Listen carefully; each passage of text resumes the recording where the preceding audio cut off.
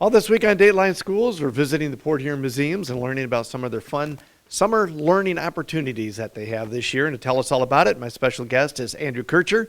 He's a community engagement manager for the museums. And Andrew, yesterday you talked a little bit about the lighthouse, of course, which is one of your biggest draws here in Port Huron.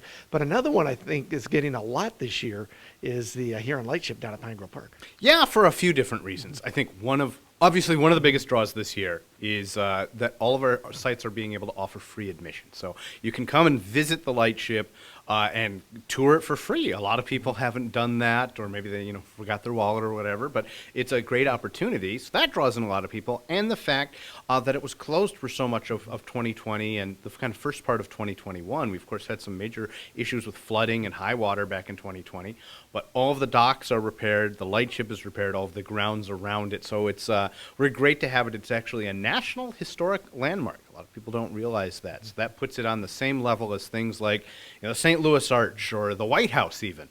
So this is one of these great opportunities to see a National Historic Landmark and the very last lightship that operated on the Great Lakes. So a great piece of history. I was going to say, I mean, being one of the last, it's probably one of the few that's open to the public to come and see what life was like out on the Great Lakes. Yeah, there are less than a dozen of those lightships worldwide. This is the only one you're going to see on the Great Lakes. So unless you want to drive or fly, 1,000 miles, this is the lightship that you're going to get a chance to see. These very unique floating lighthouses really tell an interesting slice of history, and you really get a feel for the crew who are living and working on board. And plus, it's just a great place to enjoy. We love to have staff meetings over there. We already had one concert earlier this year, a sea shanties on the ship, and we're going to do another one in August. It's a great location.